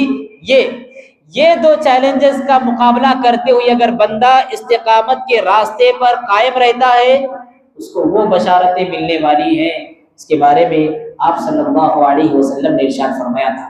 دیکھیے ابھی سناتا ہوں حدیث آپ کو، حدیث سنانے سے پہلے آپ دیکھیے کمال کی بات کیا ہوتی ہے معلوم؟ پورا معاشرہ جھوٹ بول رہا ہے، پورا بازار جھوٹ بول رہا ہے، سارے دکاندار گاہک جھوٹ بول رہے ہیں، ان سارے جھوٹوں کے درمیان رہ کر صداقت کو اپنے زبان پر سجا کے رکھنا، ہمیشہ سچ بولنا، سچ بول کر کاروبار کرنا، یہ استقامت ہے۔ ہم باہر ہماری زندگی کے تعلقات باہر کی دنیا سے ہوتے، مسجد میں ہوتے الحمدللہ نگاہوں کی حفاظت ہوتی ہے، لیکن جب مسجد کی باہر کی زندگی ہوتی ہے، جب سارا معاشرہ نگاہوں کی آوارگی کے فتنے میں پڑا ہوا ہے، اگر کوئی نوجوان اس سچویشن میں اپنے نگاہوں کی حفاظت کر لیتا ہے اس کو کہتے ہیں استقامت۔ سارا معاشرہ بد اخلاقی کے زد میں ہے، آپ اللہ کے رسول صلی اللہ علیہ وسلم کے اخلاق کو پکڑے ہوئے ہیں، آپ ہے صاحب استقامت۔ جب سارا معاشرہ خیانت اور بد عہدی کے لعنت میں ملوث ہے، آپ کے پاس امانت ہے، آپ کے پاس دیانت ہے، آپ کے پاس وعدے کی پاسداری ہے، آپ کے پاس زبان کی سچائی ہے، آپ ہے صاحب استقامت۔ جو بندہ مقابلے کے لیے، عبادت کرنے کے لیے جتنے زیادہ چیلنجز کو فیس کرے گا، عبادت پہ قائم رہنے کے لیے، دین پر ڈٹ جانے کے لیے جتنے زیادہ چیلنجز کو بندہ فیس کرے گا، ایسے بندے کو اجر بھی اتنا ہی بڑا ملنے والا ہے۔ عصر کا وقت ہے، اذان ہو رہی ہے، آپ دکان پر بیٹھے ہوئے ہیں، گاہک پر گاہک، خریدار پر خریدار آ رہے ہیں، بندے کے لیے بہت بڑا چیلنج کا وقت ہے کہ دکان کا شٹر لگائے، مؤذن کی اذان کا جواب دیتے ہوئے مسجد کی طرف چلا جائے۔ بہت بڑے چیلنج کا کام ہے بندے کے لیے، لیکن جب بندہ اس چیلنج کا فیس کرتا ہے، مقابلہ کرتا ہے، مسجد چلا جاتا ہے، آپ صلی اللہ علیہ وسلم فرماتے ہیں، کیا فرماتے ہیں؟ ان من ورائکم ایاما، لوگوں تمہارے بعد بہت خطرناک دن آنے والے ہیں، الصبر فیہن مثل القبض علی الجمر، اس زمانے میں عبادت پر صبر کرنا، دین پر صبر کرنا، توحید پر صبر کرنا، ایمان پر صبر کرنا، نمازوں پر صبر کرنا، یہ ایسے ہی ہوگا جیسے کہ اپنے ہاتھ میں آگ کا انگارہ پکڑنا ہوگا۔ پھر اس کے بعد آپ نے فرمایا للعامل فیہن مثل اجر 50 رجلا، اس زمانے میں دین پر عمل کرنے والے کے لیے 50 آدمیوں کے اجر و ثواب کے برابر ایک آدمی کو اجر و ثواب ملے گا۔ صحابہ نے پوچھا اجر 50 منا او منہم، اللہ کے رسول یہ جو 50 آدمیوں کے برابر اجر و ثواب ملنے والا ہے یہ ہم میں سے 50 ہیں یا اس زمانے کے 50 افراد میں سے؟ آپ نے فرمایا نہیں، بلکہ تم میں سے 50 افراد کے اجر و ثواب کے برابر اس زمانے میں دین پر قائم رہنے والے ایک ایک بندے کو ثواب ملنے والا ہے۔ سبحان اللہ۔ بندہ عبادت کے لیے جتنے چیلنجز کو فیس کرتا ہے، جتنی محنتیں کرتا ہے، اللہ رب العالمین کے پاس اتنا ہی زیادہ اجر و ثواب اس کا لکھا جاتا ہے۔ اس کا مطلب یہ نہیں کہ اتنوں کے زمانے میں بندہ دین پر قائم رہے گا تو صحابہ سے بڑھ جائے گا، ایسا نہیں۔ مطلب یہ ہے اس زمانے میں دین پر عمل کرنے والوں کے لیے اتنا زیادہ اجر و ثواب ملے گا، ورنہ قیامت تک آنے والی نسلیں دینداری کے چاہے جتنے اعلیٰ مرتبے پر فائز ہو، ایک صحابی کے ایک عمل کو بھی نہیں پہنچ سکتا۔ یہ ہمارا عقیدہ، یہ ہمارا ایمان ہے۔ تو بندہ کہنے کا مطلب یہ ہے کہ بندہ جتنا زیادہ دینداری کے میدان میں حالات کا فیس کرتا ہے، تقاضوں کا فیس کرتا ہے، حالات کے چیلنجز کو قبول کرتا ہے، اللہ رب العالمین کے پاس بندے کی عبادتوں کی اتنی ہی زیادہ قیمت ہوتی ہے۔ خاص طور پہ نوجوان طبقہ، نوجوانی کا جو لمحہ ہوتا ہے، یہ نوجوانی کا لمحہ اگر آپ کا گزر جائے، پھر بڑھاپے کی دہلیز پر آپ پہنچ جائے، وہ عبادتوں کی اتنی زیادہ قیمت نہیں جو اس زمانے میں آپ کی عبادتوں کی قیمت ہے۔ اللہ کے رسول نے جو جملہ بیان فرمایا، وَشَابٌ نَشَأَ فِي عِبَادَةِ اللَّهِ، جس کی جوانی پروان چڑھی ہو اللہ کی عبادت کے سائے میں۔ کیا مطلب یہ ہے کہ اس کی آغاز جوانی سے لے کر انتہائی جوانی تک، جوانی کے ابتدا سے لے کر جوانی کے اینڈنگ تک اس کی زندگی اللہ رب العالمین کے عبادت کے سائے میں گزرتی ہے۔ یہ جوان اللہ کو اتنا زیادہ پیارا، اتنا زیادہ محبوب، اللہ رب العالمین ساری خلقت کے سامنے ایسے نوجوان کو بلائے گا اور اپنے عرش کا سایہ نصیب کرے گا، جس دن کے اللہ کے عرش کے سائے کے علاوہ اور کوئی سایہ نہیں ہوگا۔ کیوں یہ فضیلت نوجوانوں کے لیے؟ کیوں؟ اس لیے کہ شیطانی طاقتیں سب سے زیادہ پیچھا کرتی ہے کس کے؟ نوجوانوں کے۔ شیطانی حملے سب سے زیادہ حملہ کرتے ہیں نوجوانوں پر، شیطانی ہتھ کنڈے سب سے زیادہ گمراہ کرتے ہیں نوجوانوں کو، شیطانی فتنے سب سے زیادہ ورغلاتی ہیں نوجوانوں کو۔ اس لیے جو نوجوان ان حالات کو فیس کرتے ہوئے اللہ کی عبادت پر اگر قائم رہتا ہے، اللہ کل قیامت کے دن ان خوش نصیبوں میں ان کا شمار فرماتا ہے۔ اللہ سے دعا کرے کہ اللہ مجھے بھی اور آپ سبھی افراد کو ان خوش نصیب نوجوانوں میں شمار فرمائے جو تیرے عرش کا سایہ کے حقدار ہونے والے ہیں۔ تو بندہ فتنوں کے زمانے میں، آزمائشوں کے زمانے میں دین پر ثابت قدمی اختیار کرتا ہے، اللہ رب العالمین کی طرف سے اتنا بڑا اعزاز کو ملتا ہے۔ اب سوال یہ ہے، ٹھیک ہے استقامت پر ہمیں جمنا ہے، ثابت قدمی اختیار کرنا ہے، لیکن کیا طریقے ہیں؟ کیا طریقے ہیں کہ جن طریقوں کو اپنا کر، جن زنجیروں کو اپنا کر استقامت کی راہ کو ہم مضبوطی سے تھام سکیں؟ کیا راستے؟ سب سے پہلا طریقہ اسلامی تربیت۔ علماء کی ذمہ داری ہے نوجوانوں کی اسلامی تربیت کریں۔ معاشرے کے رئیس، معاشرے کے صاحب اثر و رسوخ اور معاشرے کے بڑے افراد کی ذمہ داری ہے، مسجد کی کمیٹی والوں کی ذمہ داری ہے، مسجد کے صدروں کی ذمہ داری ہے، ایسے پروگرام مرتب کرے جس میں نوجوان طبقہ آئے اور انہیں اسلامی تربیت سے آشنا کرائے۔ جب جب ان کی زندگی میں اسلامی تربیت آئے گی، پھر یہ نوجوان کہے گا ادھر آ ستمگر ہنر آزمائیں، ادھر آ ستمگر ہنر آزمائے، تیر آزما ہم جگر آزمائیں۔ دنیا کا بڑے سے بڑا طوفان اور دنیا کا بڑے سے بڑا فتنہ اسے کبھی تذبذب نہیں کر سکے گا، اسے کبھی متزلزل نہیں کر سکے گا۔ اسلامی تربیت، اور خاص طور پر والدین کی ذمہ داری ہے بچوں کی اسلامی تربیت ہونا چاہیے۔ اسکول میں آپ پڑھا رہے ہیں، ٹھیک ہے پڑھائیے۔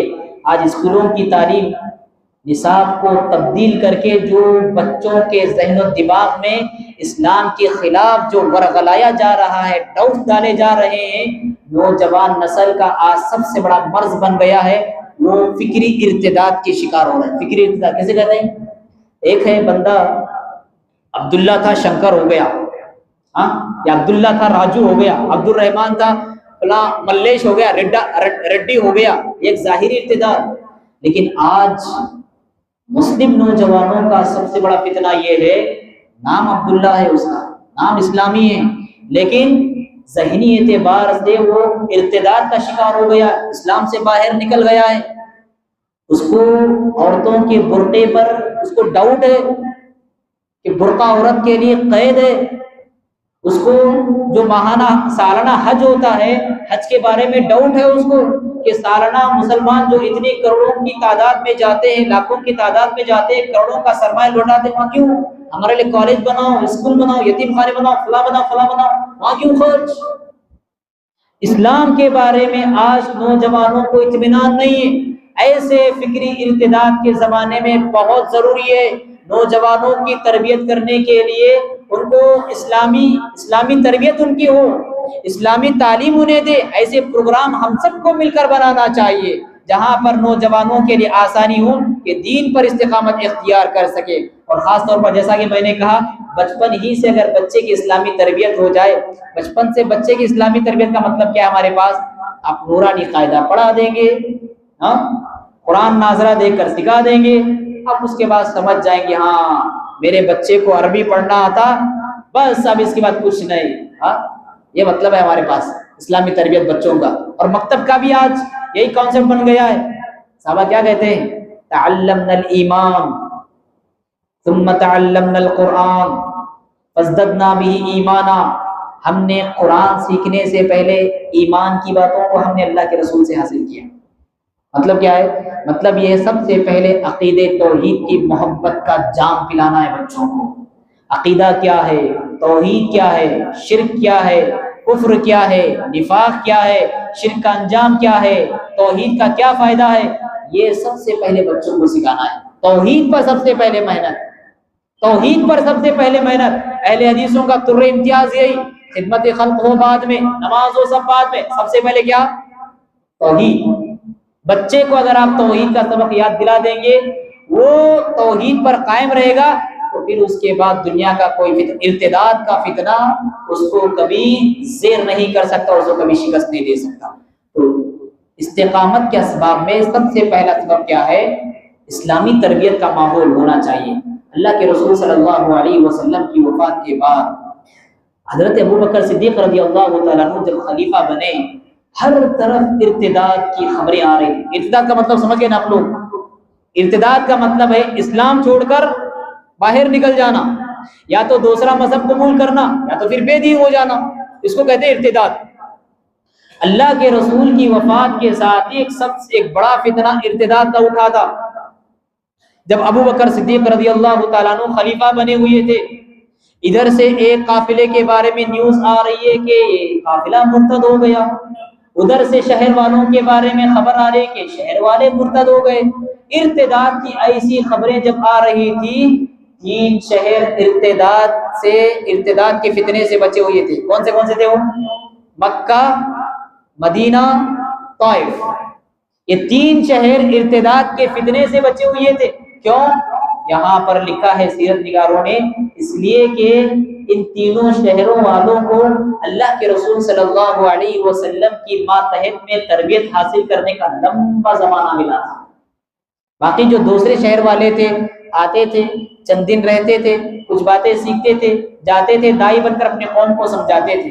تربیت کا وہ اثر ان کی زندگی میں نہیں ہوا تھا جتنا اثر کے مکہ، مدینہ اور طائف والوں کی زندگی میں ہوا تھا، جس کے نتیجے میں ارتداد کی لہر سے یہ بچ گئے اور ارتداد کی زد میں دوسرے شہر والے آ گئے تھے۔ تو یہ واقعہ ہم سب کو پیغام دیتا ہے، اسلامی تربیت کے حالات اگر ہم قائم کریں گے، اسلامی تربیت کا اگر ہم ماحول جمائیں گے، انشاءاللہ ہر طرح کے فتنے کا یہ نوجوان نسل مقابلہ کرنے کے لیے تیار رہے گی۔ ہمارے پاس مسجدوں میں خاص طور پر خواتین کے لیے بھی مسلسل اسلامک کورسز چلتے رہنا چاہیے، کم سے کم ہفتے میں 3 دن۔ خواتین کے لیے ہفتے میں 3 دن کم سے کم، اگر مکتب ہے، مکتب میں جیسا کہ میں نے کہا توحید کا سبجیکٹ اس میں داخل کر کے ماہر معلمات کو رکھا جائے، ان کے لیے ایسا سلیبس تیار کیا جائے۔ نوجوانوں کے لیے بھی ضروری ہے، صبح شام کے جو درس ہوتے ہیں مسجدوں میں، صباحی و مسائی جو دروس ہوتے ہیں وہاں پر حاضری دیں، جمعہ کے خطبات میں حاضری دیں، ہفتہ واری یا ماہانہ جو پروگرامز ہوتے ہیں اس میں حاضری دیں۔ یہ آپ کی ایمان کی حفاظت کے لیے بڑی ضامن چیز ہے، آپ کی ایمان کی حفاظت کی بڑی گارنٹی ہے اس میں۔ تو اسلامی تربیت کے لیے چیزیں ضروری ہیں۔ دوسری چیز، اللہ کے رسول صلی اللہ علیہ وسلم کے بارے میں قرآن نے کہا وَكُلًّا نَقُصُّ عَلَيْكَ مِنْ أَنْبَاءِ الرُّسُلِ مَا نُثَبِّتُ بِهِ فُؤَادَكَ۔ اے نبی، ہم آپ پر نبیوں کے قصے بیان کرتے ہیں، کیوں؟ آپ کے دل کو مضبوط بنانے کے لیے، آپ کی ڈھارس باندھنے کے لیے اور آپ کو ثابت قدم رکھنے کے لیے۔ کیا بات معلوم ہوئی؟ معلوم یہ ہوا بندہ جب قرآن کو ترجمے کے ساتھ پڑھے گا اور فکر کے ساتھ پڑھے گا، تفسیر کے ساتھ پڑھے گا، اس کو استقامت اختیار کرنے میں آسانی ہوگی۔ جب پڑھے گا کہ موسیٰ علیہ السلام کے سامنے ایسے حالات تھے، اس کے باوجود بھی وہ سیدھے راستے کو نہیں چھوڑے، اس کے اندر ایک حوصلہ پیدا ہوگا۔ جب معلوم ہوگا کہ یوسف علیہ السلام کے سامنے ایسے حالات آئے، اس کے باوجود بھی وہ اپنے دامن عفت پر ذرہ بھی داغ لگنے نہ دیے، تو نوجوان بندے کے اندر ایک استقامت کا جذبہ پیدا ہوگا۔ جب ہم سب قرآن مجید کو ترجمہ اور تفسیر کے ساتھ پڑھیں گے، ہمارے اندر اس استقامت کے راستے پر چلنا آسان ہو جائے گا۔ قرآن سمجھ کر پڑھیں، قرآن کو تفسیر کے ساتھ پڑھیں، قرآن میں غور و فکر کرنے کی عادت ڈالیں، انشاءاللہ اللہ رب العالمین کی جانب سے استقامت کے راہ کے ہم راہی بنیں گے، اور اللہ رب العالمین کی طرف سے ہم سب کو مدد ملے گی۔ اور تیسری اہم بات یہ ہے، ایسے پرفتن دور میں، ایسے پرفتن ماحول میں دعاؤں کا سہارا لینا ہرگز نہ چھوڑیں۔ دعائیں انسانوں کے رنگ لاتی ہے۔ اللہ رب العالمین سے بندہ ہمیشہ دعا کرتے رہے، اور قرآن میں اللہ رب العالمین نے، جیسا کہ میں نے کہا، اہدنا الصراط المستقیم، بندہ ہر نماز میں دعا کا اہتمام کرتا ہے۔ اس کے علاوہ اللہ تعالیٰ نے ایک دعا قرآن میں بیان فرمائی، ربنا لا تزغ قلوبنا بعد اذ ہدیتنا وہب لنا من لدنک رحمہ، اے پروردگارا ہدایت کا مزہ چکانے کے بعد اب گمراہی کی طرف ہمارے دلوں کو نہ پھیر۔ یہ دعا سورہ آل عمران کی ہے، آپ سب یاد کریں، جب بھی دعا کریں اللہ رب العالمین سے دعا کریں، ربنا لا تزغ قلوبنا بعد اذ ہدیتنا وہب لنا من لدنک رحمہ انک انت الوہاب۔ آپ صلی اللہ علیہ وسلم کی دعاؤں میں 2-3 دعائیں بہت اہم اور پیاری دعائیں ہیں، ان کا اہتمام بھی کریں۔ یا مصرف القلوب صرف قلبی علی طاعتک، اے دلوں کو پھیرنے والی ذات، دل کس کے ہاتھ میں ہے؟ اللہ کے 2 انگلیوں کے درمیان دل ہے۔ بندوں کے دل کہاں ہے؟ اللہ کی 2 انگلیوں کے درمیان ہے۔ یقلبها کیف شاء، اللہ تعالیٰ جس طرح چاہتا ہے ان کو الٹتا ہے، پھیرتا ہے۔ عام طور پر ایسا اشارہ نہیں کرنا چاہیے۔ کیوں؟ ایسا اشارہ کرنے کی وجہ سے لوگوں کے ذہن میں ایسا خیال آتا اللہ کی انگلیاں بھی ایسے ہی، شاید اللہ کے بندوں کے دل یہاں رہتے، شاید ایسا خیال آتا۔ اس لیے جب اللہ تعالیٰ کی صفات بیان کی جاتی ہے، عام طور پر اشارے کرنے سے بچنا چاہیے۔ تو دل کس کے ہاتھ میں ہے؟ لوگوں کے؟ اللہ تعالیٰ کے دونوں انگلیوں کے درمیان بندوں کے دل ہے۔ تو اللہ رب العالمین جب چاہتا ہے، جسے چاہتا ہے، جہاں چاہتا ہے پھیرتا ہے۔ لہٰذا اللہ تعالیٰ سے دعا کرتے رہنا چاہیے، یا مصرف القلوب صرف قلبی علی طاعتک، اے دلوں کو پھیرنے والے میرے دل کو اپنی بندگی کی طرف پھیر دے۔ یا مقلب القلوب ثبت قلبی علی دینک، اے دلوں کو الٹ پلٹ کرنے والی ذات میرے دل کو تیرے دین پر ثابت قدم جما دے۔ اس دعا کا اہتمام کرنا ہرگز نہ بھولے۔ ان چند باتوں کے ساتھ اپنی بات کو میں ختم کرتا ہوں اور رب العالمین سے دعا کرتا ہوں، بار الہ ہم سب کو زندگی کی آخری سانس تک استقامت اختیار کرنے والا بنائے، ہم سب کو توحید پر ثابت قدمی اختیار کرنے والا بنائے، ہم سب کو ایمان پر ثابت قدمی اختیار کرنے والا بنائے، خصوصاً نوجوان نسل کو اپنے عقیدے، اپنے اخلاق، اپنے تقوی اور اپنی جوانی کی حفاظت کرنے والا بنائے۔ ہمارے والدین جو بڑھاپے کی عمر کو پہنچ گئے ہیں، بار الہ انہیں عافیت بھری زندگی عطا فرمائے۔ ہمارے والدین میں سے جو اس جہاں سے رخصت ہو چکے ہیں، انہیں کروٹ جنت نصیب فرمائے۔ بار الہ قدم قدم انہیں جنت نصیب فرمائے، ان کی زندگی کے سارے گناہوں کو معاف فرمائے۔ آخرت کے جتنے بھی امتحانات ہیں، مراحل ہیں، آخرت کے سارے مراحل ان کے حق میں آسان فرمائے۔ بار الہ ہمیں دین کے سائے میں باقی رکھ، ہمارے آنے والی نسلوں کو دین کے سائے میں باقی رکھ۔ بار الہ فلسطین جو مظلومیت کے زمانے سے گزر رہا ہے، دور سے گزر رہا ہے، وہاں کے بچے کراہ رہے ہیں، وہاں کی عورتیں بیوہ بنائی جا رہی ہیں، وہاں کے مردوں کا خاتمہ کیا جا رہا ہے، بار الہ ان کی بھرپور مدد فرما۔ اے اللہ فلسطینیوں کی مدد فرما۔ اے اللہ تو ناصر ہے، تو ناصر المستضعفین ہے، ہر طرح کی طاقت اور قوت کا مالک تو ہے، ہر طرح کا اقتدار اور اختیار تیرے پاس ہے۔ اے اللہ تیرے ایک لفظ کن سے ظالموں کی صفوں میں زلزلہ قائم ہو سکتا ہے۔ بار الہ فلسطینیوں کی مدد فرما اور ظالموں کی صفوں میں زلزلے جاری فرما۔ اقول قولی هذا واستغفر الله لي ولكم ولسائر المسلمين فاستغفروه انه هو الغفور الرحیم۔ میں آخر میں ختم کرتے ہوئے سب سے پہلے اللہ رب العالمین کا شکر ادا کرتا ہوں کہ اللہ تبارک و تعالیٰ نے ہم سب کو یہاں پر مل بیٹھ کر کچھ سیکھنے سکھانے کا موقع نصیب فرمایا۔ بعدہ میں مسجد کے ذمہ داران خصوصاً فضیلت الشیخ عبدالرؤف جامی حفظہ اللہ کے حق میں اور تمامی عام افراد کے حق میں بھی دعا کرتا ہوں اور سب کا شکر ادا کرتا ہوں۔ اللہ تعالیٰ سے دعا گو ہوں بار الہ جس طرح ہم سب یہاں پر مل بیٹھ کر جمع ہوئے ہیں، اللہ تعالیٰ ہم سب کو جنت الفردوس میں جمع فرمائے۔ وآخر دعوانا الحمدللہ۔